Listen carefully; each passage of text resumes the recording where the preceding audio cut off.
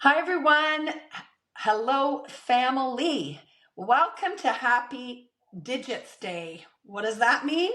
Well, as a therapist, there are two aspects of our bodies that are really, really important: our hands and our feet, for so many reasons. And we often take them for granted, and we don't take care of them. And Preventative Health Awareness Month and Movement is all about stocking your toolbox with things that can really help to improve your quality of life, improve the function in your day to day living, and to give you options to consider so that you can become the CEO of your health. And I got to tell you, I'm really excited today to have a special guest with me. Derek from DigiSplint is in the house, and I am so happy he's here. I got to tell you a little background about the way I found out about Derek. Now, as a registered massage therapist with a clinic, as you all know, for over 30 years, so many patients struggle with arthritis or Dupuytren's contracture or things that are affecting their hands. And often it's not until something has already happened that we realize the impact negatively it can have on our day-to-day living, and it's miserable. And I'm always looking for solutions for the people I treat, and I'm always looking for new tools and strategies so they can help themselves at home. Splinting has been something as a therapist we've talked about for years, but often these splints are cumbersome and therefore people aren't compliant. And when you're not compliant, things don't work. If you don't wear things, they don't work. And I stumbled upon this beautiful Canadian company out of Exeter, Ontario. Does everybody know where that is? It's a wonderful community with great practitioners. Um, a good friend and colleague, Exeter Massage Therapy, is there. And so I started to delve into this. But what blew me away was when I contacted Derek at DigiSplint. And this guy on our screen, not only was he down to earth, he gave his time, his expertise to really inform me about what he does. And that is why I'm super excited to bring him here today so that you can understand how DigiSplint can possibly help you or your family. So, Derek, I know that's a long introduction, but welcome. Thanks, Margaret. Thank you. Um, yeah, you had touched on the hands and the feet as well, of course.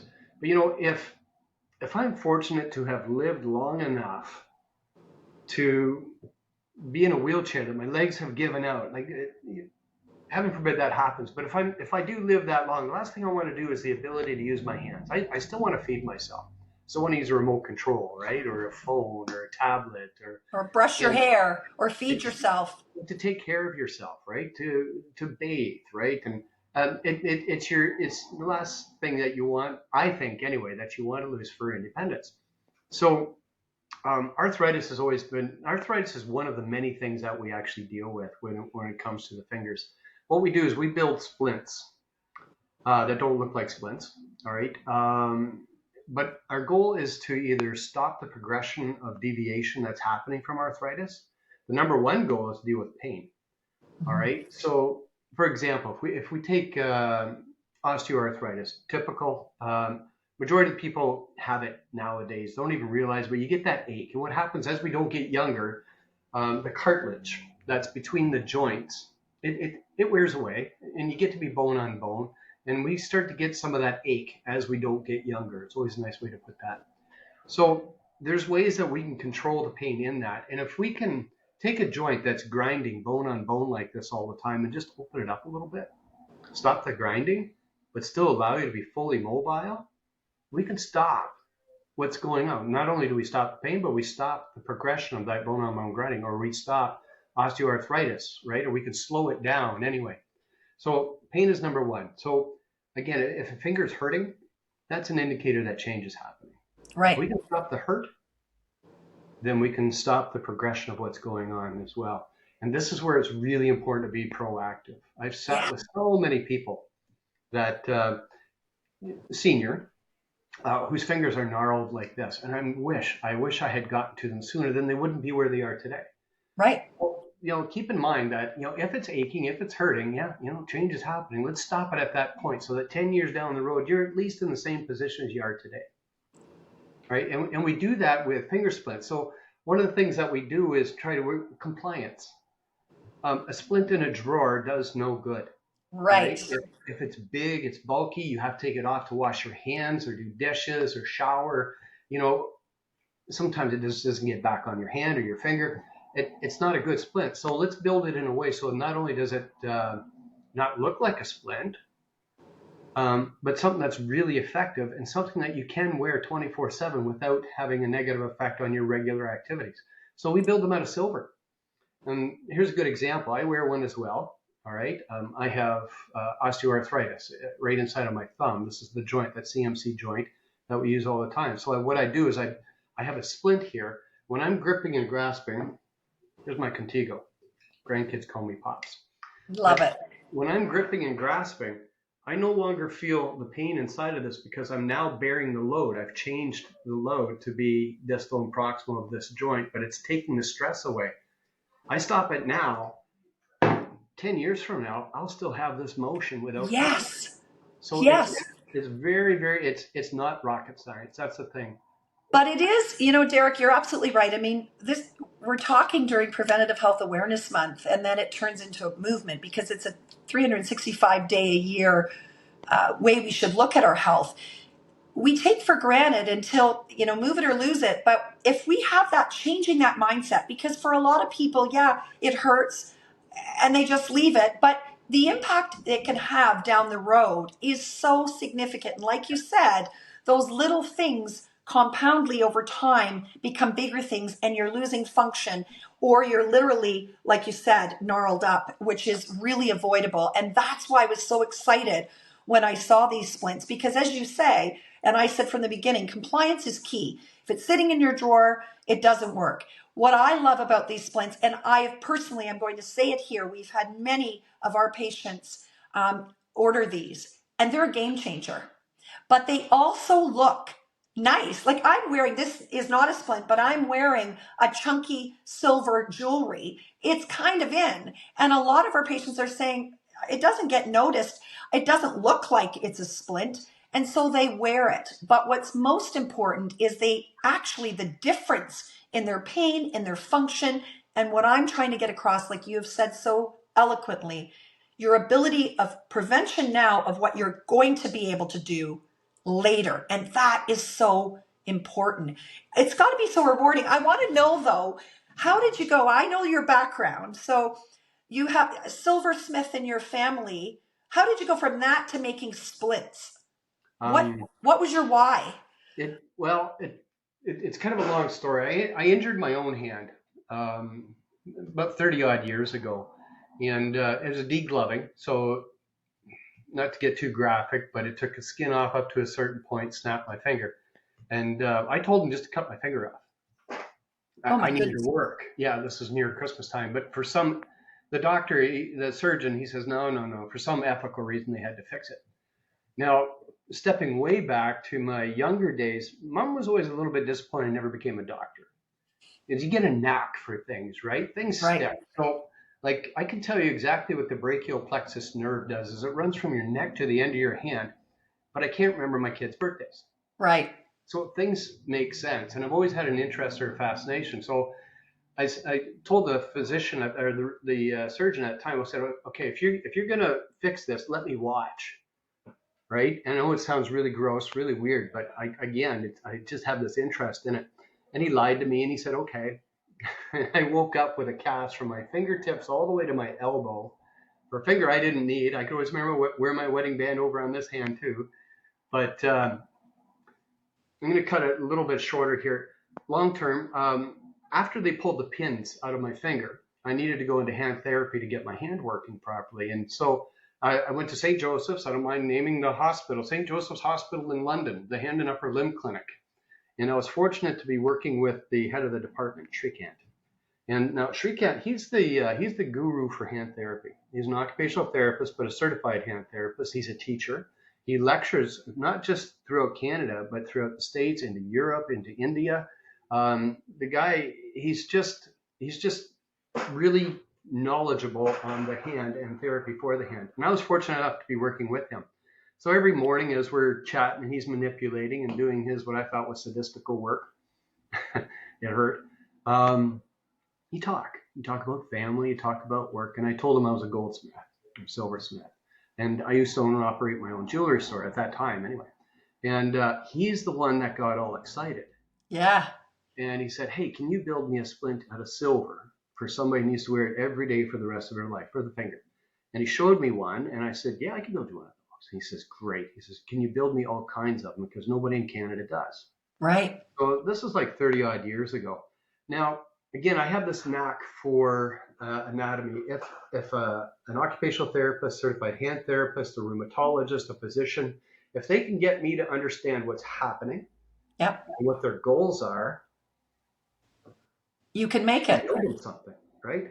And now I had my jewelry store at the time. I also did DigiSplint. I had them both combined for about 5 years when I started to realize two things. One is that you can do one thing really well, or two things kind of half as well. And so I knew in order for one to grow, I'd have to get rid of the other. So it was a big step. I sold the jewelry store to do this full time, and it was quite a curve. And so that was about 28 years ago.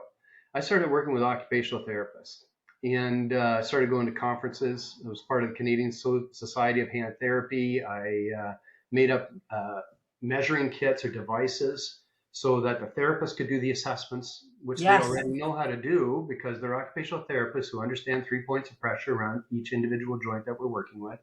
But we're taking what they currently do and using a different media or a different material. So instead of thermoplastics or casting materials and such, we use silver, and we use rings that are oval shaped, flat surfaces where we create pressure. And it's really important that we determine exactly what our goals are with each individual splint that we're building, because 3 points of pressure around each individual joint is so important. It's one thing to make them nice, but it's another thing to know why. Right. Right. I've been in the jewelry trade. I had a torch in my hand when I was 10 years old, right? Working for the family business. And of course, doing that, it's just a natural thing for me to sit behind the bench and build something that people want. Right. Now, understanding exactly what's going on in the hand, now I can build things that people need. And that was one of the other reasons I sold the store, or my jewelry business, because my personality suits better helping people who need it as opposed to people who want it. That's powerful. Yeah. You know, and it shouldn't surprise me. I mean, I knew your story, but often, especially in healthcare and in other aspects of life, a powerful why or a personal experience often propels us forward to make a difference in the world and our surroundings. And that's hence why DigiSplint is so amazing. So let's dive in a little bit, because I think people need to actually see some of the splints that you have, and maybe just on a high level, explain what the splint would be used for and who might benefit from it. So that, and for those therapists watching, this is such an important thing you can add to your toolbox. I mean, if you don't know how to, Derek has taught Megan Duffy, one of my team members, who's a kinesiologist, you know, how to fit. She's been up to Exeter, so we can do fittings in and around the GTA. But I think it's really important for the therapist to also see how they can layer this kind of tool in with their practices to make a difference on the outcomes for their patients, like I have. So let's look at some of the top splints and why you would use them. Okay. Well, there's days we could be called thumbs or us. Okay. Gripping, grasping, as we don't get younger. I'm going to focus more on, we work with hypermobility. We're a provider for all the workers' compensation for workplace injuries, all of those different things. But most commonly is going to be arthritis, whether it's osteo, rheumatoid, psoriatic, all of these different things. If we can take the stress off the joint and let the splint bear the load, Yep. there's relief. Yes. So, and again, I'm going to focus a little bit on this one. This is the it's a thumb MCP splint. And there's two different ways to do this one. Normally has a bracelet to anchor it in place. But if I can take, like when I'm gripping, grasping, knitting, the little intrinsic things, pen writing, different things like that, it's so common to have CMC, that's this joint here, CMC osteoarthritis, just from that continuous use. Whether it's sharp during the day and aches through the night. If we can take the stress off that joint, as well as the MCP joint, that all starts to settle down. Yes. So what I'm doing, if I can hold this up for you. Yeah, there you go. Yeah. So traditionally, working with occupational therapists and some physios get a little bit nervous about splinting and such.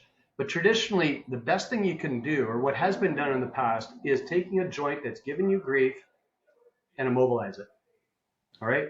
It still allows for pinching action, right? You can do some, but immobilizing it gives you that joint pain or relief, right? But it also limits mobility. Yes. Limiting mobility has the negative consequences that if you don't use it, you lose it, right? If you're not functioning, if you're not using those joints and such, not only does the joint, it can seize up, but you start to lose the muscle, Yes. right? So if we can build something that will still allow you mobility, still allow you function, but just bear the load when it's necessary, that's a good and functional splint. And that's the idea. Functional is a daytime splint that you'd use for the daytime while you're doing your task. A resting splint immobilizes. So Perfect. So when I'm gripping, grasping, I use something like this. It stops hyperextension at this joint, but it relieves osteoarthritis in both the MCP as well as that CMC. And again, it's so important. If we don't use our hands, they become weaker. Yes. People who have been getting cortisone shots into the CMC for that relief, great relief, but you're really limited to the number of cortisone shots you can do before it starts to cause some damage, right? Right. But people who have been getting those cortisone shots, who are starting to use an MCP splint like this one, no longer need them. Exactly. Right? So if we can do this in a non-medicated way that still allows for full mobility, hey, you're way ahead of the game. And I've seen this work without a doubt. And for all you massage therapists out there that have a lot of pain in this joint, it's a game changer for you professionally. So that's an aside. Okay, Yeah. what about an alignment splint or a swan neck splint? All right. Well, actually, you mentioned both the alignment splint and the swan neck. If I go, I'm going to jump to the swan neck. Sure. All right. So with the swan neck splint, it's basically very similar to this. If again, a finger joint. I'm going to point to the proximal joint here on my finger. If you're getting joint pain inside of that, again, pain is that indicator that change is happening. And if you're not sure, it kind of bugs me, it kind of doesn't get it though. All right. If you take that finger and you push down on a hard surface, if you're getting pain, that means you're grinding bone on bone. Deal with it then, because it doesn't get inflamed and enlarged if we take that joint and we just slightly flex it or open it up. Yes. All right, stops this grinding so that it doesn't it's not aggravated, right? So as soon as we do that and open it up, it's such an underrated splint. What we do is basically we hit 3 points of pressure around the joint. You can see now my fingers, like my middle finger, my index straight. This one now has a little riser in it. I have about anywhere like 3 to 5 degrees of flexion, never allowing it to get to full extension. When I do that and I push down now on my finger, no pain. Right. All right. But also we stop what's going on inside of that, but it still allows me to make a fist. I'm fully functional. And we've done that without immobilizing the whole hand. Fantastic. It's the type of splint that you would wear 24/7. You put it on just like a wedding band or a ring or something like that. Put it on, leave it on, forget about it. Everything starts to settle down. A lot of people that I've worked with say for hypermobility, they think that's weird. It feels weird because they can the double jointed is the old talk for it, right? Right. But the thing is, you get so used to it, you don't even know it's there. Yeah. It's so underrated. It just stops what's going on. And that's very similar to what I'm doing to this MCP joint to bear that load. But no matter how much I try to strain this finger now, I can't get to full extension, but I can still make a fist. It's next to the thumb MCP, the swan neck splint on any individual joint makes a world of difference for pain. And it doesn't even look like I'm wearing a splint. No, it doesn't. It really doesn't. And this is what the feedback has been from our patients. They've been amazed. And coming back and wanting a second one for the next finger that they felt was hurting. Which is a great way to go. There's no harm in trying one. Yep. To see how it works, right? Let your hand decide on what's happening, because the other fingers are going to be saying before long, what about me? Right? Exactly. Yeah. Now I can do that same splint on both the proximal and the distal and the proximal joints. If I push down now, I feel like Superman, because without any stress, but yet I can still make a fist, I can still function normally. So Fantastic. we work with any of the IP joints, the proximal, the distal, as well as the IP of the thumb, the MCP, and it does really help with strain on the CMC joints as well. Fantastic. So that's the Swan neck splint, and that's the short version of it. I could sit for probably a half an hour alone, I especially know. working with occupational therapists, about the importance of maintaining mobility but giving support when it's straining the joint. Maintaining mobility, if you start to lose function, atrophy sets in into the muscles.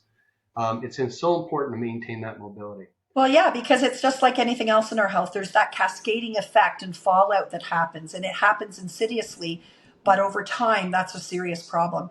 And we're going to be doing more education with the team at DigiSplint, so we'll get a deeper dive. But for the education, it's so important for people to know these options. Now, the next splint was the realignment. The realignment splint. A lot of people we see say, I don't want mom's hands. Yeah. Or I don't want my aunt's hands. I can see that it's starting to go crooked. Yes. Okay, first of all, the reason for the crookedness that's happening inside of that is going back to osteo, you're grinding bone on bone. And it starts to get enlarged. Either the whole joint does, one side of the joint or the other side of the joint. As it enlarges on one side, it causes the finger to deviate over to the side. Right. I don't like telling people that I can't help them, but it's very important to me to tell them that, it might be deviating, but if it's not hurting now, it's likely not going to get worse. But if we can get it at an early stage, if we can apply 3 points, so say I'm trying to be polite about my fingers. Take my ring finger here. Say I have a deviation that's coming off to the ulnar side, to the pinky side, right? If I apply counter pressure, just gentle counter pressure, just right at the nail bed, right here at the joint, and just proximal on the ulnar side, what we're doing is we're countering in the opposite direction that it's deviating from. Now, this is a splint that does exactly that. I'm going to slip it on, rotate it into position. I'm hitting those 3 points right here beside the nail bed, which we've added a pressure plate for. We've increased the surface so it's more comfortable. It's a sensitive area. Mm-hmm. Right there on the ulnar side of the ring of that distal joint. But also there's my third pressure point. So I'm countering in the opposite direction that it's deviating from. Now, this is a splint that does limit some mobility. I can't make a fist completely. So this is a splint we suggest 8 to 10 or 8 to 12 hours a day. You can decide when to wear it, but the most convenient time would be, 8 o'clock at night when the dishes are done, right, when you get up in the morning. It's not in the way then. Right. I do have people that wear them 24/7. Their choice. These are our suggestions. All right. Right. Because again, we don't like limiting mobility for long periods of time. Right. It's fairly simple. It's actually the most uncomfortable splint we build because you can actually feel it countering. We got certain points of pressure specifically where it's supposed to be. Mm-hmm. But on the other hand, it's stopping us from getting those hands from mom or my aunt or whatever. Extremely comfortable to wear when things are actually nice and straight. But if, say we got a really crazy deviation, what's cool about silver is that it's malleable. Yes. Right? So we are different in July than we are in January. We tend to be a little bit thicker with the heat and the humidity. But for just those standard things, if you increase the angle of the rings, if you spread it further apart, it makes it tighter. Right. All right. So in January, if it feels like it's falling off, make it a little bit tighter. July, if it's feeling crazy tight, you want a looser fit, decrease the angle of the rings. And those are things you can do at home. But that being said, too, if you have a finger that's deviating, if we statically every month just make it a little bit tighter, get used to that. Right? And then next month, make it a little bit tighter. Sometimes, and I never promise it for everybody because everybody has tolerances. Of course. But sometimes we can start to draw that finger back into position. Again, it's not something we promise, but I have my stubborn people that do this. Careful not to aggravate the joint. Right? Sometimes we can statically or slowly bring it right back. And of course, to reiterate again, the sooner you implement something like this, the better it is. With the longer you wait, the harder it is to see improvements. And that's why preventative health is critically important. That's why we're doing all of this education. Yeah. So fantastic. So Derek, let's switch gears a little bit because I know now everybody's going to be saying, okay, this is amazing. Okay, so what do I do? The top two things I always get asked is how much does it cost and is it covered? And here's the good news that many people, and don't get me wrong, I always believe in investment in your health, even when things aren't covered by an extended insurance company plan, because what's the cost of your health and what could potentially cause more damage down the road and more cost, both in your quality of life and your ability to function. But we have had some patients have this covered, which is amazing. But from your experience, can we talk about just the averages of what they cost? And I know, and then secondly, coverage that people can have. Okay, so cost-wise, they're less than $1 million. That's why I always Perfect. yeah, you know, and Perfect. which makes it sound not so bad. But depends on where you go. Like if you were to come and see us directly, we build our splints with you right at our workbench. And I've had a couple of weeks ago, I was sitting with a fellow from Victoria Island in British Columbia. We're located in Exeter, Ontario, small little town, rural community. If you come to see us, say for that simple Swan neck splint, this guy right here, this is the one that I was showing you earlier. They're 145. Right. All right. Now, that's when you come to see us. We work with about, I know there's more than 300 therapists across the country. Yep. Occupation, we're very particular. It's either got to be an occupational therapist, a certified hand therapist. We work with some kinesiology, people who understand the body in motion. All right. So we don't send our measuring kits off to anybody, just qualified facilities that will do a proper assessment and measuring. If you order from them, so say you're more than 2 or 3 hour drive from Exeter or whatever, and you want to see a therapist in your area, you got to take into consideration their assessment fees. That's not included in the price of the split. All right. Also, you know, their time and such. So it depends on where you go. I can tell you what it costs here, but say you were to go to the Arthritis Society, because we work with all the arthritis societies, their fee might be different because they have to take into consideration the cost of their operations as well as their staff, the therapist, you know. So I can give you a rough idea that it's roughly going to be between anywhere from $150 to this guy here being $275. Yeah, right. And you've trained our team, and we've done fittings and what have you. And quite frankly, we're not here to make a ton of money. We're just making sure we cover the cost of doing the measuring and making sure that we're getting all the right information and what have you. And the other thing is, often I know, because how good you are, it's a long wait to get in to see you. And this is why you partner with all kinds of other therapists. And that's why I want people to know that it's accessible. I mean, that guy from Vancouver or Victoria flew here and paid to come and see you. So of course, if we can help get these into your hands, literally, and figuratively, we'd be happy to do that. You can certainly reach out to us because we want to be able to help you. Now let's talk about insurance coverage, because we've had some of our patients have had some luck. Let's let everybody know about that too. Yeah. So most insurance companies, now extended health benefits, majority of the time do cover these. All right. Provincial health care. I've had some people in Manitoba. Oh, really? Same in Alberta. I've had some people get covered by but that's up to the occupational therapist to find that resource. All right. Right. But most insurance companies, if you have extended health benefits, do cover these under custom orthopedic splints. Okay. Right? They will require a doctor's prescription. Yep. Right, to accompany the paid invoice for you to get reimbursed by your insurance. And the coverage is usually 80 to 100% depending on what the plan is. So that's really beneficial, especially if you're talking multiple splints. Now, on that subject too, it's important to have a prescription that the insurance company will accept. Right? Yeah. It's either got to be from a physician, a doctor, or a nurse practitioner. Yep. Unfortunately, not from an OT, not from a PT, you know, but it's either a nurse practitioner or physician's prescription. And our suggestion is to keep it simple. The prescription to say custom orthopedic splints for osteoarthritis or rheumatoid exactly. arthritis.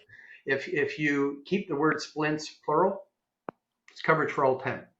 Exactly. All right. If you, and along with that, don't specify which hand, which finger, which joint.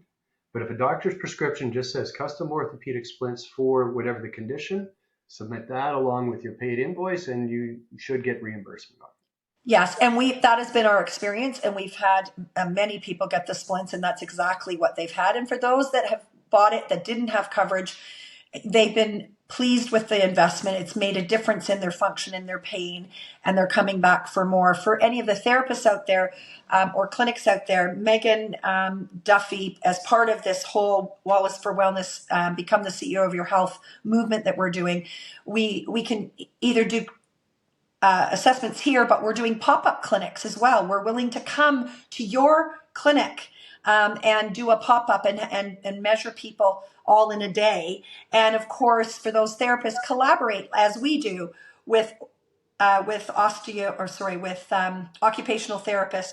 I know a couple of hand surgeons. Like, make those connections, working better together. These practitioners want to do that for the betterment of their patients. So Derek, this has been fantastic. I really appreciate your time. I know how busy you are, and Happy Digits Day did not seem like it would be complete without having you be part of it. Well, thank you.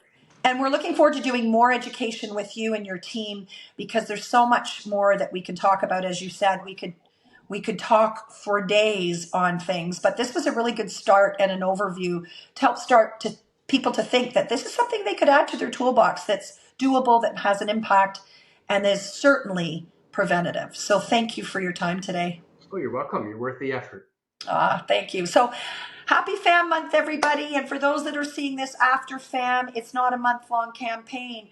The Preventative Health Awareness Month becomes Preventative Health Awareness Movement the minute March 1st comes along, because taking care of ourselves and being the CEO of our health is not just a month job. It's a 365-day-a-year investment, and the investment is worth it. I'm going to leave you with this thought today. Remember that a healthy tomorrow begins with prevention today. And thanks to DigiSplint, your hands can be much happier and your function much better if you get into action today. If you have any more questions, please reach out to us, and stay well, everyone.